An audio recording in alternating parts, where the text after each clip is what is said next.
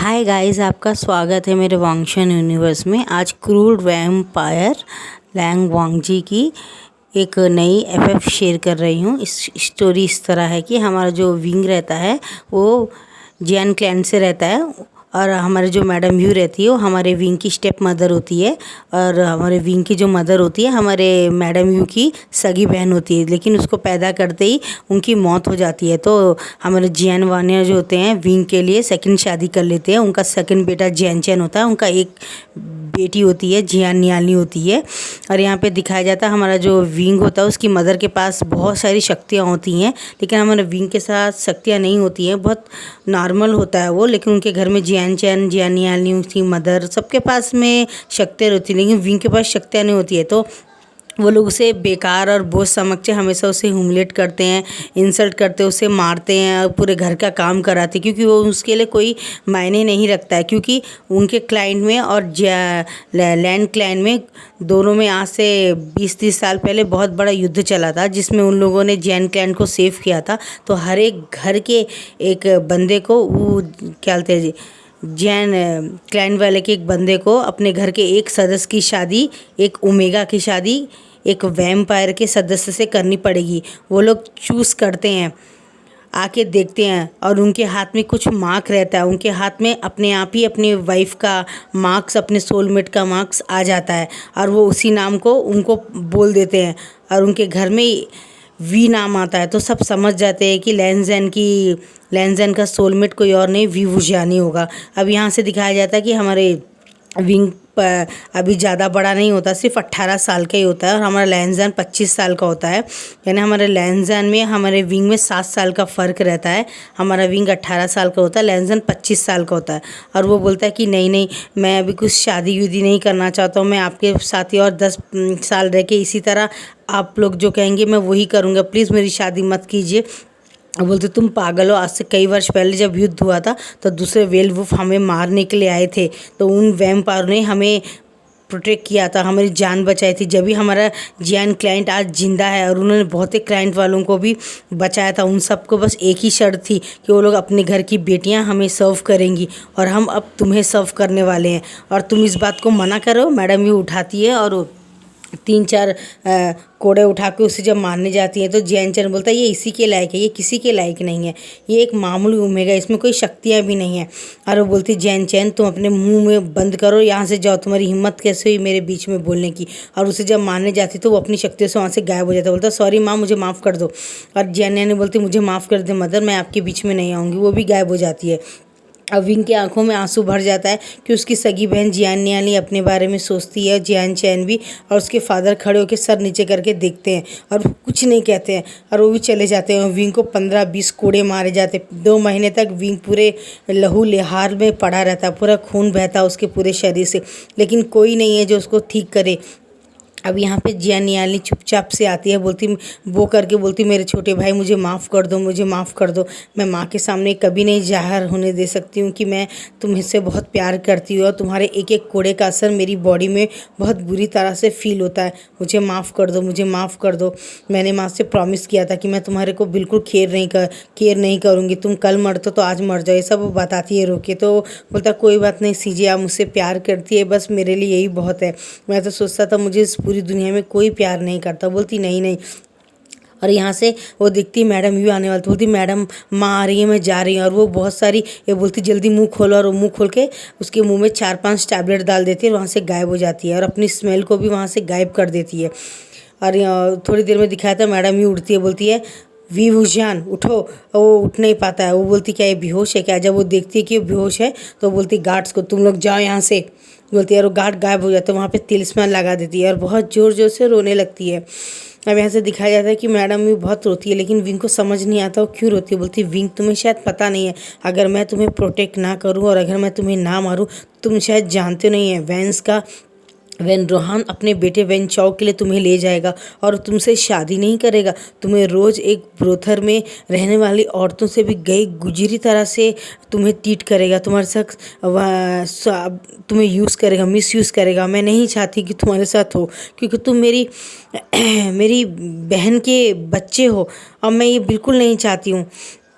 अब ऐसे दिखाया जाता है कि हमारी जो विंग होती है, यहाँ से हमारा विंग होता है, वो सोचता है कि मुझसे मेरी छोटी माँ प्यार करती है, लेकिन ये कैसे हो सकता है करके बोलते तुम्हें शायद पता नहीं है।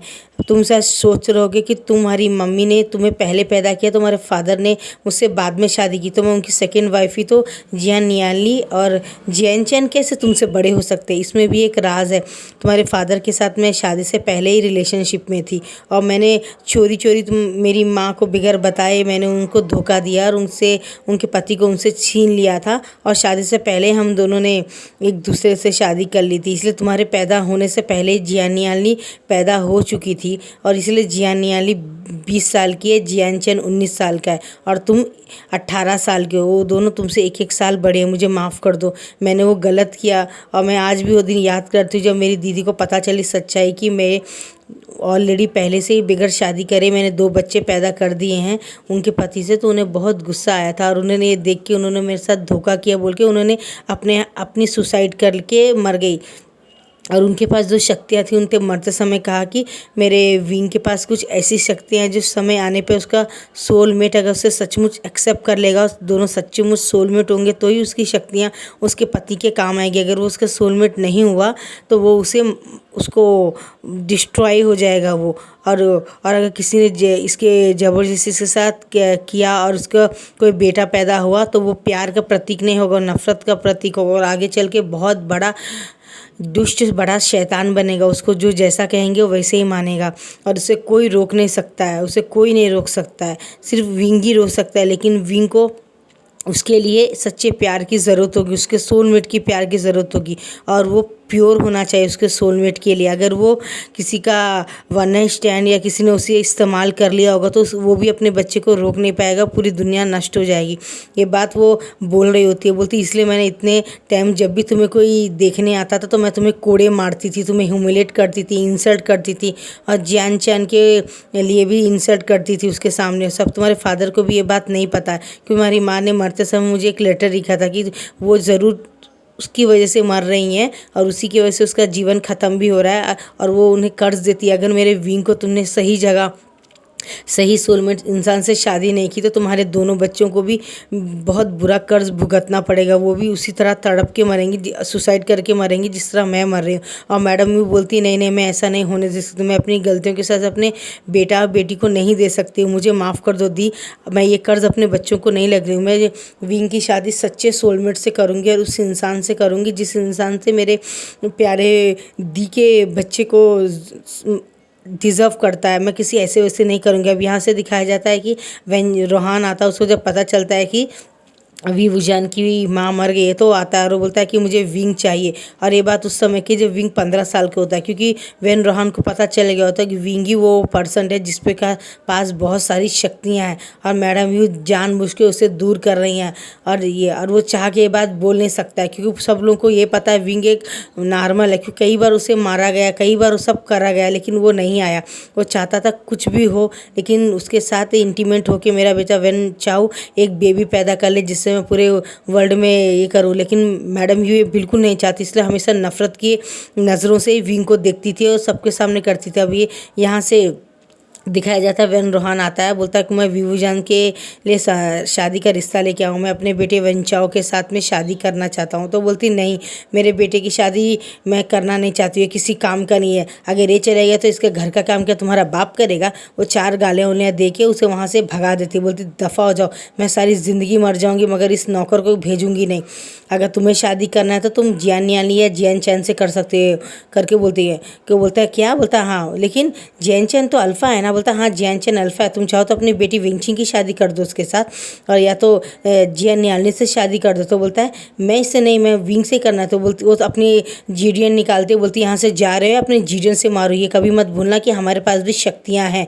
अगर मैंने लैंड क्लैन को ये बता दिया कि तुम ज़बरदस्ती हमारे साथ कर रहे हो, हमसे उनसे मदद मांगी, तो उन लोग तुम्हें डिस्ट्रॉय कर देंगे। क्या तुम चाहते हो वैन क्लाइन के लोग आए और हमारी मदद करे, तो बोलता है ओ तो तुम उनसे मिली, बोलते वही हमें प्रोटेक्ट कर रहे हैं। तो वो बोलता है, वैन रोहन बोलता है मैं तो मदद का हाथ लेने आया, बढ़ाने के लिए आया था, जिससे कि आज से तो 30-40 साल पहले हम दोनों के बीच में युद्ध हुआ तो दोबारा ना हो, लेकिन तुम शायद युद्ध ही चाहती है, तो ठीक है, अगर तुमने वी वुजन की शादी किसी और के साथ की तो मैं दोबारा 40 साल पहले युद्ध करूँगा और तुम सबको मार दूंगा। अब यहाँ से फ्लैशबैक ख़त्म हो जाता है और वो विंग को पकड़ के बहुत ज़ोर से रोती हैं, बोलती कि मुझे माफ़ कर दो विंग, मेरे साथ ऐसा करने के लिए मुझे माफ़ कर दो, मैं तुम्हें प्रोटेक्ट कर रही थी और कुछ नहीं। अब विंग अपनी आंखें बंद करके लेटा ही रहता है और वो कुछ भी रिएक्ट नहीं करता है। वो इस तरह शांत रहता है कि जिस तरह की जैसे कि मैडम की बातें उसने सुना नहीं, और मैडम उसको फ़ौरन अपनी शक्तियों से पूरी उसकी बॉडी को पूरी तरह से एकदम अच्छा कर देती है, बिल्कुल भी निशान नहीं रहता है। और एक बटरफ्लाई मैसेज कर देती है लैंड क्लैन में, और वहाँ से जब उसके अंकल देखते हैं कि अच्छा अब ये टाइम आ गया है, तो यहाँ से पता चलता है कि वो लोग अपने कुछ लोगों को लेके आ जाते हैं, शादी का पूरा सामान वामान लेके, और बोलते हैं कि हमें वीवूजान से अभी और इसी वक्त इंगेजमेंट करनी है और शादी भी करनी है। और उसके फादर जियान चैन सब बोलते हैं अभी इसी वक्त, लेकिन विंग को तो जियान चैन जब बोलने वाला होता तो मैडम भी बोलती है क्या तुमसे किसी ने कहा है बात करने के लिए, नहीं ना, तो जाओ यहाँ से। अब फ़ौरन वो डर के चला जाता है, दूसरा काम करो, इनके बैठने का खाने पीने का रूम का बंदोबस्त करो। तो जियान चैन बोलता है जी मदर बोलता है, और जियान चैन और अपनी बहन के साथ दोनों चले जाते हैं। जेबूजुन को जियान चैन बहुत पसंद आता है और वो बोलते हैं कि करके बोलते हैं। अब यहाँ से दिखाया जाता है कि हमारा जो वीवूजान होता है वो बोलता है मदर मैं शादी नहीं करना चाहता हूँ, मदर मैं शादी नहीं करना चाहता हूँ। तो उसकी माँ बोलती कि तुम क्यों नहीं करना चाहते हो विंग, क्या तुम्हें मुझसे फिर से जिनियन से मार खाना है क्या? तो वो बोलता है नहीं मदर, मैं जानता हूँ आप मेरे से बहुत प्यार करती हैं, लेकिन आप मेरे साथ ऐसा मत कीजिए, मैं अभी नहीं करना चाहता हूँ, जब मैं 25 साल का हो जाऊँगा तो जब करूँगा। तो मैडम 1-2 झापड़ से खींच के मारती तो उसके मुँह से खून निकलता है। तुम जानते हो तो मैं तुमसे प्यार करती, तो फिर तुम किस बात के लिए मना कर रहे हो? तुम्हें पता है वैंस वाले तुम्हारे साथ क्या कर सकते? तो बोलता हाँ मदर, आपने जो कहा था मैंने सब कुछ सुन लिया, सुनने के बाद भी तुम्हें दिमाग का इस्तेमाल करना चाहिए। क्या तुम चाहते हो पूरी दुनिया ख़त्म हो जाए? तुम जानते हो तुम्हारा सही सोलमेट कोई और नहीं, तुम्हारा लैन ज़ैनी है, क्योंकि उसने आज से बहुत टाइम पहले ही वी शब्द कहा था कि एक अमावस के टाइम में उसके हाथ में तुम्हारा नाम अपेयर हुआ था वी वुजान, और उसके हाथ में तुम्हारे हाथ में उसका नाम हुआ था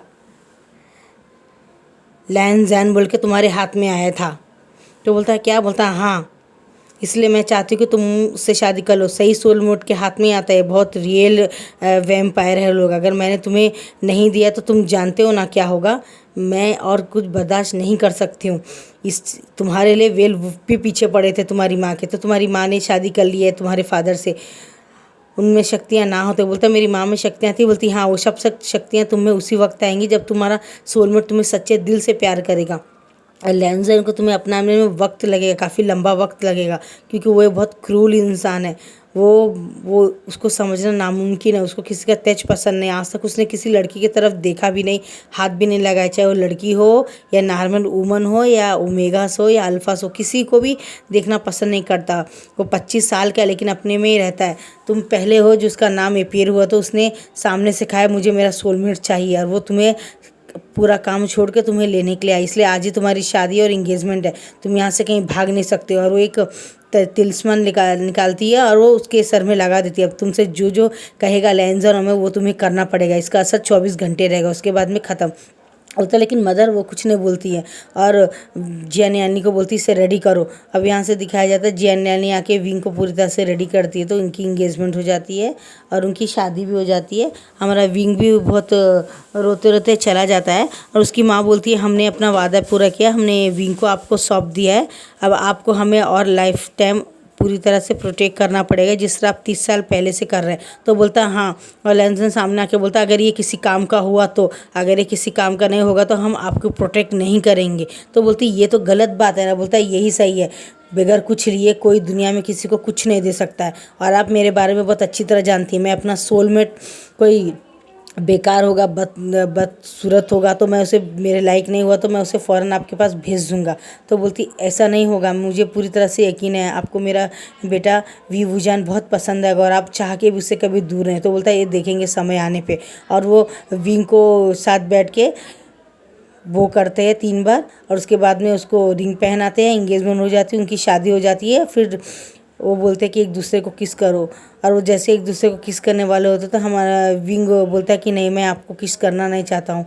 और ये लैंसबर्न बातों को सुन के उसे बहुत गुस्सा आता है कि इसने मुझे मना किया, इसकी इतनी मत। और वो ज़बरदस्त उसको अपने तरफ खींच के उस कमर में हाथ डाल के उसे पैशनेटली किस करता है और उसे बोलता है कि तुम्हें कभी मत भूलना कि तुम मेरे हो, तुम मेरे लिए सिर्फ एक मिस्टर्स हो, वाइफ नहीं। भले मैंने तुमसे शादी की है लेकिन मेरे बेड में भी तुम मेरी मर्ज़ी के अलावा अपनी मर्ज़ी से आ भी नहीं सकते हो। मैं तुम्हें जैसा चाहूँ वैसा रूल कर सकता हूँ। ये बोलता है फादर अब मैं जा रहा हूँ अपना वाइफ को लेके, फ्यूचर वाइफ को लेके, अपने सोलमेट को लेके। तो उसके फादर बोलते हैं तुम चलो हम आ रहे हैं। और लैंजन एक मंत्र पड़ता है और फ़ौरन विंग को लेकर वहाँ से गायब हो जाता है। इसकी स्पीड से जाता है सीधा उसके बेडरूम में, आके विंग बेड पे गिरता है और वो देखता है उसको चक्कर आ रहे हैं और देखते देखते वो बेहोश हो जाता है। लैंजन बोलता है इतना आसान है क्या मुझे रिजेक्ट करना, तुम्हें इसकी पनिशमेंट मिलेगी। और वहाँ से एक टॉल लेके आता है, एक शख्स टॉल लेके आता है जो विंग के अंदर इंसर्ट कर देता है। और विंग बोलता है कि तुम क्या कर रहे हो। जब वो उठता दिखता है तो उसके दोनों हाथ बंधे होते हैं और वो पूरी तरह से नेकेड रहता है। बोलता है ऐसा मत करो प्लीज़, मैं सिर्फ 18 साल का हूँ, मेरे साथ ऐसा मत करो, मैंने अपनी बॉडी को कभी किसी को छूने नहीं दिया, तुम इस तरह करोगे तो मुझे काफ़ी पेन होगा।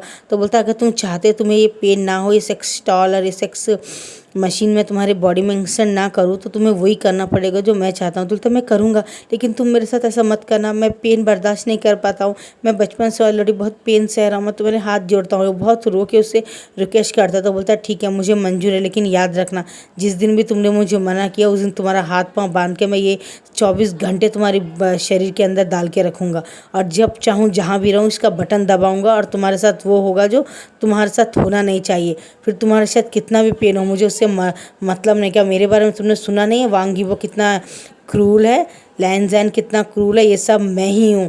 मैं अच्छों के साथ अच्छा हूँ और बुरों के साथ बहुत बुरा हूँ। और बोलता है मुझे माफ़ कर दो बोलता है। और वो धीरे धीरे उसका हाथों को खोल देता है और खोल देने के बाद में उसको बोलता है अब तुम वो करोगे जो मैं करने के कहना चाहता हूँ, अब चलो अब मुझे सर्व करो बोलता है। तो वो बोलता है लेकिन मुझे तो कुछ आता नहीं है। तो बोलता है ठीक है मैं तुम्हें सिखा देता हूँ। और वो एक अपने जादू से एक वीडियो दिखाता है जो विंग देखता नहीं। बोलता है इतना गंदा मैं नहीं देख सकता हूँ। बोलता है अगर तुमने ये नहीं किया तो मैं टॉयल डाल दूंगा। तो बोलता है नहीं नहीं। तो बोलता है देखो अब मुझे उसी तरह ट्रीट करो जैसे वो करता है, सर्व करो अपने आप को मेरे लिए। और बोलता है ठीक है। तो वो अपने ऑलरेडी तो पूरा नेकेड ही था हमारा विंग और उसके पूरे नीचे के ट्राउज़र को भी निकाल देता है, उसके कपड़ों को पूरी तरह से निकाल देता है और उसके लोअर पार्ट को हाथ से बहुत रफ करता है और धीरे धीरे उसका अपने मुंह में डाल के जैसा उसने वीडियो में देखा था बिल्कुल वैसे ही धीरे धीरे सब करने लगता है और लैंजन मून करने लगता है। और वो बोलता है वाकई में ये एक बार देख के ये कर रहा है, इसका मतलब वाकई में इसमें नॉलेज है जो बस मुझे सिर्फ इसका इस्तेमाल करने की ज़रूरत है और ये वो ही करेगा जो मैं करना चाहता हूँ। वो एक डेवल स्माइल करता है और फिर वो जैसे उसको सब करते करते मून होता है तो वो फ़ौरन उसको बोलता है बस बोलता है और वो फ़ौरन उसको उसके लोअर पार्ट को वैसे उसे गोदी में बिठा के उसके अंदर इंसल्ट कर देता है, उसे बगैर प्रिपेयर करे। और विंग बहुत ज़ोर से चिल्लाता है और थोड़ा ब्लड आता है लेकिन फिर भी उसके बाद वो विंग के ऊपर तरस नहीं खाता है। और वो बोलता है कि तुम्हें ये बात माननी पड़ेगी कि और एक बार तुम मेरे सामने मना करने की हिम्मत ना हो, तुमने मुझे किसके लिए मना किया ना इसलिए ये पनिश है। और उसके साथ बहुत रफली 4 घंटे सेक्स करता है, पूरे बेड में ब्लड हो जाता है लेकिन फिर भी वो उसके ऊपर तरस नहीं खाता। विंग बोलता है please please don't do this, I am back you, मुझे माफ़ कर दो, मैं लाइफ में कभी तुम्हें ऐसा नहीं करूँगा। और वो प्लीज़ बोलता है। लैंजन समझ जाता है कि अब इसके बस की बात है, और ज़्यादा मैंने इसके साथ किया तो इसके साथ और ज़्यादा लव मेकिंग थी शायद ये मर सकता है। और वो बात बोलता है ठीक है आज के लिए इतना बहुत है, अब मैं तुम्हें 6 दिन के बाद मिलूंगा, जब तक तुम प्रिपेयर रहना और ये रूम से बाहर मत निकलना। मैं गार्ड को भेज दूंगा और वो मेगा गार्ड्स को भेजता जाओ, उसको ट्रीटमेंट करो और बिल्कुल नीट करना, उसके मुंह को देखा तो तुम्हें मार दूंगा। तो बोलता है नहीं नहीं हम ऐसा नहीं करेंगे। और डॉक्टर को बुलाते पूरा नीट क्लीन करते हैं। इस बात को अब 4-5 दिन हो गए होते हैं। मैडम ही अंदर बहुत रो रही होती है कि मैंने विंग को एक ऐसे क्रूर इंसान को दे दिया जो पता नहीं मेरे विंग के साथ क्या कर रहा होगा। और वो बहुत कोशिश करती हैं वीडियोस में देखने के लिए अपनी शक्तियों से कि विंग की हालत कैसी है, लेकिन देख नहीं पाती क्योंकि लैंजन ने एक विंग को एक ऐसी चैन पहना दी थी जिससे कि विंग को सिर्फ वही देख सकता है, दुनिया में कोई नहीं देख सकता चाहे कोई भी हो वो। और वो अपनी आधी शक्ति विंग के उस चैन में डाल देता है जिससे कोई भी विंग को बुरी नज़र से या विंग को उससे छीनने की कोशिश करे तो मैं उसको पता लगा सके, वहीं पे डिस्ट्रॉय कर दूँ। नेक्स्ट एपिसोड में क्या होता है लाइक शेयर कमेंट कीजिएगा। Bye bye.